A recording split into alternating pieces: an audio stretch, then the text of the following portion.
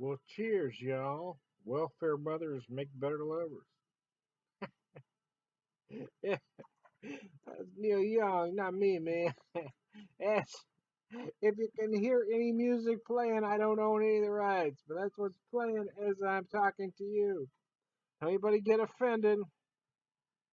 I've been called all sorts of names this evening. I make jokes like that, and still folks call me a snowflake. I don't get it. Anyways, I am as politically incorrect as it comes, man. I'm just coming from the other side. Anyways, anyway,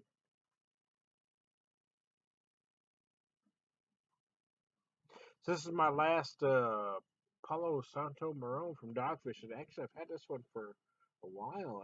Gosh, almost 2 months now. I've been hanging on to this one. At the 4 pack. Well, I just get rid of it tonight. I've been kind of reminiscing. My wife was gone for a while. She's back now, but while she was gone, I started playing some discs that were we just recently found as we were packing stuff up and cleaning stuff up. Mostly homemade, CDs. Some of which were made as far back as 2007. Many around 2012 that we would listen to when we had to make so many frequent trips up to St. Louis Children's Hospital. So I've been kind of listening to some of the eclectic tunes, playing some were my songs, some were Seamus' songs. Obviously, Welfare Mothers was one of my tunes.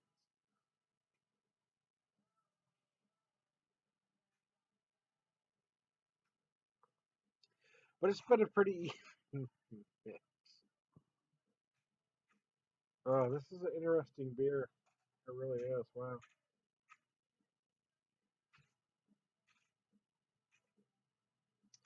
Oh, good gravy.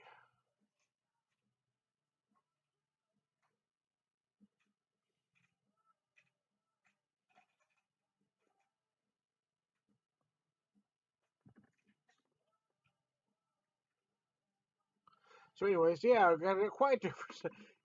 There went dead. Tom, are you with us? Yeah. Shit.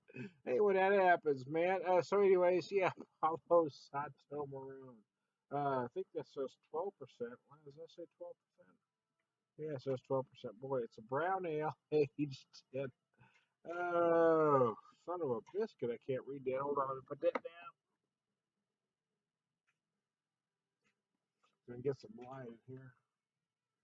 Oh, I can't read that from that direction either. Aged in handmade Palo Santo tanks. There we go. Hey, you don't need to know any more than that. Anyway, it's a big 12% brown ale aged in some kind of wood. How about that? Do you really need to know more than that? Anyways, I digress. Oh, shit, a brick. Oh, there we go. That was close. That was my cat, Beast, who almost knocked everything. Beast kind of does her own thing.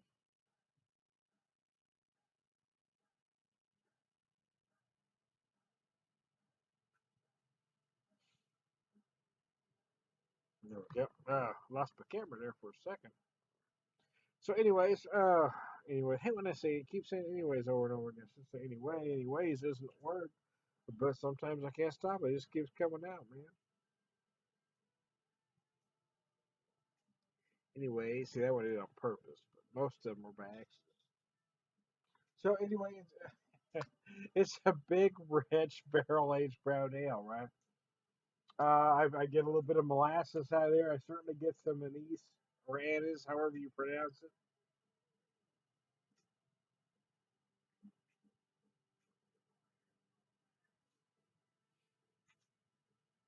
A lot of molasses for damn sure. There ain't no kidding. But I'm also getting some anise mixed with those molasses notes.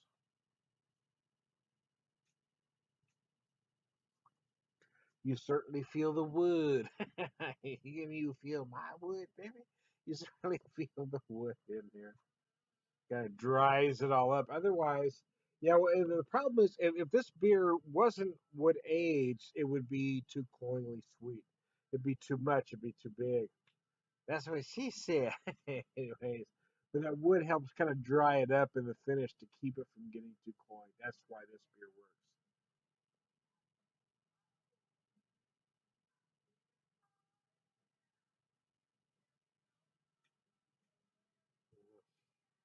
Some rats playing right now.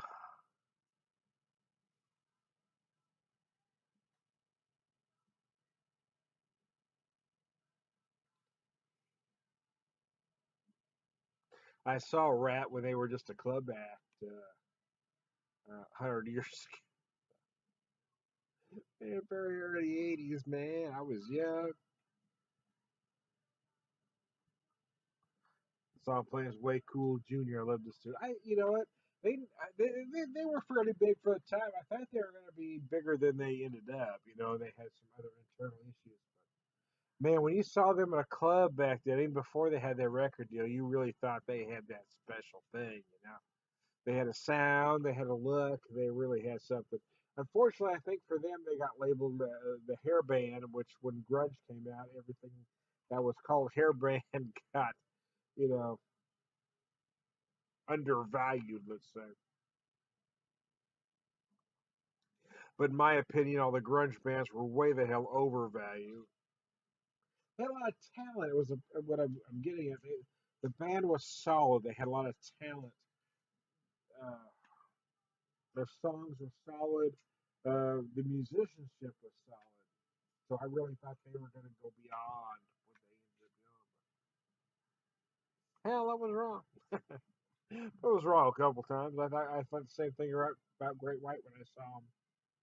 And when I saw Metallica in a club when they were the second of three bands, I thought they were the worst band I'd ever seen at the time. And they had a record deal out not long after. So there you go. I was wrong a lot.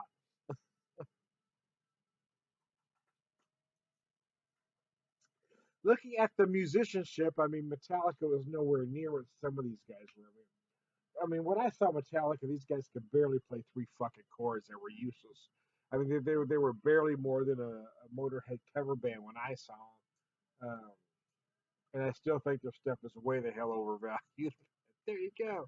I'm just trying to irritate people tonight, apparently. But yeah, Rat Way Cool Jr. is playing right. That's a good song, man. It's almost like Rat's version of Top Jimmy, though, looking back. I didn't think of it that way at the time, but now that I'm listening to the song, I'm thinking, yeah, it's kind of basically Top Jimmy. If you know Van Halen's Top Jimmy is, and then listen to Way Cool Jr. Oh yeah, Tom makes a point. Anyways, losing my marbles, man.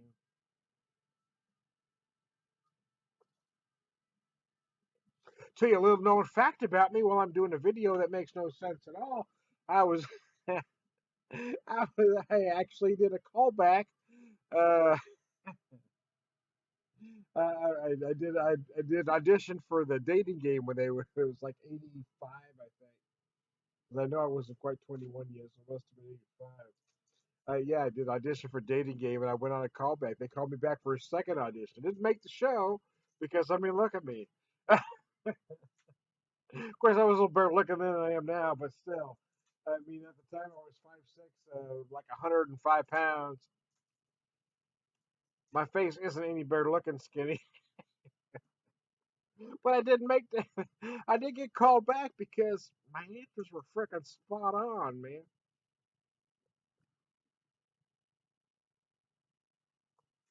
Although my second audition, I must not have been quite as sharp because they kept looking at me like.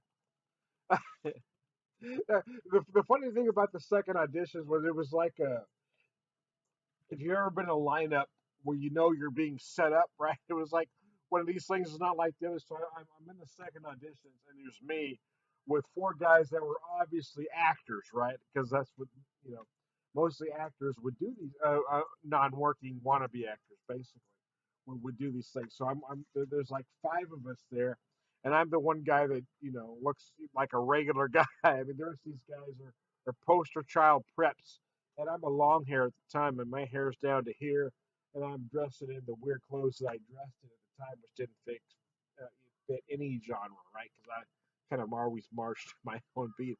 I remember at the time I had this and a purple button-up shirt with rolled-up sleeves, and I had a white sleeveless uh, leather vest on. I mean, it was the '80s. Work with me. And then two guys on this side, two guys on this side. They were basically male models, right?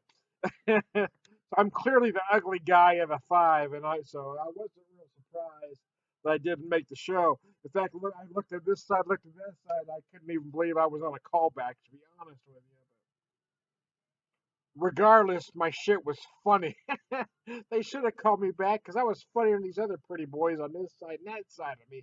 I'll tell you that right now. So playing right now is UFO Too Hot to Handle. I don't even think my wife's over here on the other side. I'm not sure I ever told her that story completely. Too Hot to Handle UFO, and if I did tell it to her, I'm sure she doesn't remember now because she has memory issues and doesn't listen after should I say anyway. So even if I did tell her years ago, she wouldn't have paid attention to me. Too Hot to Handle UFO. UFO is at the second Rocklahoma show that Seamus and I which is why this song would be off one of these discs. They were pretty awesome. They really were. They played early uh, uh, one of the days. It was a 5 day show, like I said, but it was odd because the way the lineup went was kind of odd, right? Opening one day was Zebra. Zebra was freaking Zebra was spot on. And I think they were like UFO was like 4 or 5 bands in, like a 12 band night. Anyways, but the point I was trying to make was UFO was just so amazing that almost every band, up until they got to the serious headliners near the end of the night, everybody kind of paled in comparison because they were just such a wild live show. I mean, their songs were just spot on. Everything they did was just like.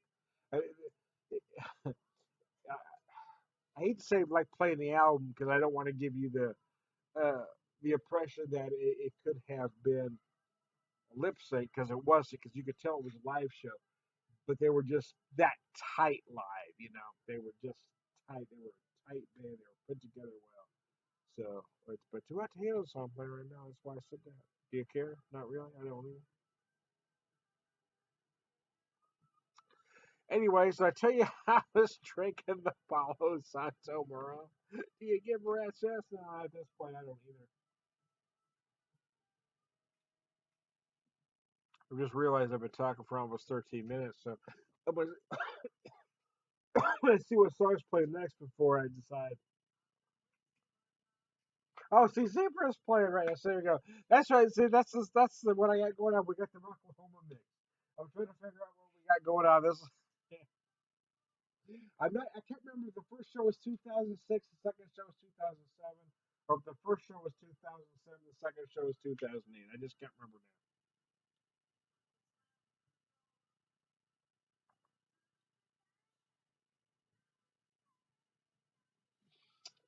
Zebra, tell me what you want. See, this is such a great song. The album was amazing. I bought that album when it first came out. When I was a youngster, because I really love this band. Again, it's another band that I really thought was going to be huge and never quite got there. I'm really not sure why they had the talent.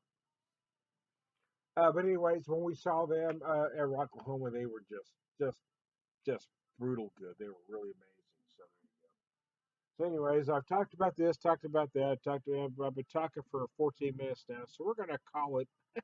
We're show's over, man. I may come back for another video, who knows? But 14 minutes. If anybody stayed with me 14 minutes, you deserve a medal of some kind. I'm Tom the Beer Whisperer. Wow. Beer Evangelist, Purveyor of Wisdom, prolific beer drinker, and all around good guy.